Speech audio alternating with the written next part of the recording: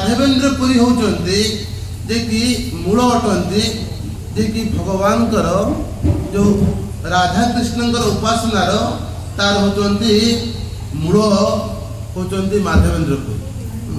जो राधा कृष्ण प्रेम भाव रे कि प्रकार सेवा करा जीवो सेति तार मूल होचंती कि माधवेन्द्रपुरी। तेणु माधवेन्द्रपुरी से कौन करथुले ना तांकर बुद्धि थिला अजाजात बुद्धि।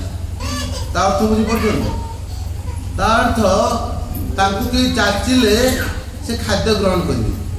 से माधवेन्द्रपुरी जेतेले कोठी बास करथुले ना ई गोविंद कुंड पाखरे सीधे वृंदावन जाइते। वृंदावन रे से गोविंद कुंड पाखरे बसिकी कौन करथुले भगवान नाम कीर्तन करथुले।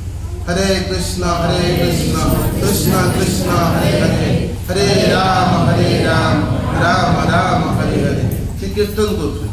तेणु से जो गोविंद कुंड अच्छी से गोविंद कुंड होचंदी भगवान कृष्ण को इंद्र अभिषेक करते।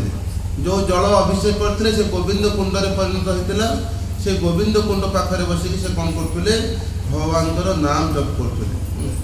जप करथुले नाम से समय कौन है ना हठात से देखिले से क्या किसी मागती यदि कहीं किसी दियंती ताहले ताकु सेवन करती।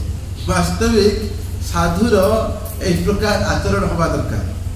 साधु केतले ता घर बुलिकी खाइब भिक्षा करी गला कोटी की जहाँ आसला आसी मंदिर दबो यदि ता घरे बुलिकी साधु खाइला भ्रमण करिकी ता साधु तो जीवन रक्षा करे बड़ कष्ट हो जीवर लालसा यदि इति अति धाय कृष्ण उदय तार कृष्ण न पाए सी आ कृष्ण को पाइबन। तेणु साधु सब समय कृष्ण निर्भरशील हम। तेणु कह कौन ना ये माधवेन्द्रपुरी सेठी बसिकी भगवान नाम कीर्तन करथुले जप करथुले।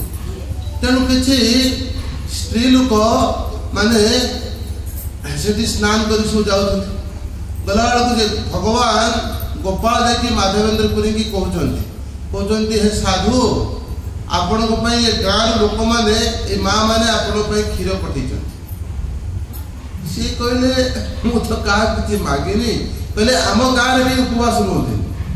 ये हूँ आम गाँ वृंदावन का गाँ भगवान कृष्ण गाँ राधा रानी घर ये स्थान में कई उपवास रुहते भगवान कहते आठ भजन कर तले माँ मैंने कहले गाँव कहले तुम्हें से साधु बसिकी भजन कर साधु तुम क्षीर लेके जाओ से क्षीर आनी आपको दवाई आप क्षीर पान कर।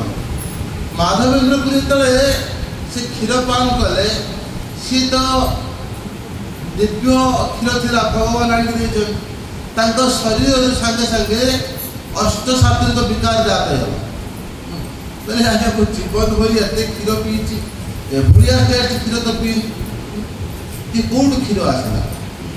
तेणु क्षीर पी देकी टे आखि कौन झापसानित आसी आखि जो खाईदेला साधारण कौन हुए खाईदे पेट भारी हो जाए भारी होगले निद आसे से कहुए साधु जीवन में अल्प आहार करने दरकार। जे साधु यदि अधिका खाऊँगी ताहले से खाइले शोब बुझे अजयगढ़ कौन कर से खाइले से ब्रह्मचारी हो गृहस्थ हो जे भी हो अत्यधिक आहार नौ मीन्स निद माड़ बस सागे सागे बुझे। तेणु ब्रह्मचारी जीवन हूँ तपस्या जीवन। तेणु स्वल्प आहार कर दरकार सब समय जिते खाइब प्रथम खाया पूर्व गोटे ग्लास पानी पीदेव अल्प खाइब अधिका खाइले निद धर। तेणु माधवेन्द्रपुरी कौन कहते बसिकी चिंता कर दिव्य ये क्षीर कौटू आसला। तेणु गोपाल सागे सागे पहुँचे स्वप्न कहले माधवेन्द्रपुरी तुमको तमें मत जानी पार्लनि मु स्वयं कृष्ण मु जाइली तुम पाखक क्षीर देवाई आ क्षीर देके आसली तुम मत पुस्तक कल ना जो क्षीर पात्र कहल गोटे गाई चोर आसिक नहीं जो बोले किंतु आउ मु जीविनी कहीं स्वयं कृष्ण तुमको जाइली क्षीर देवाई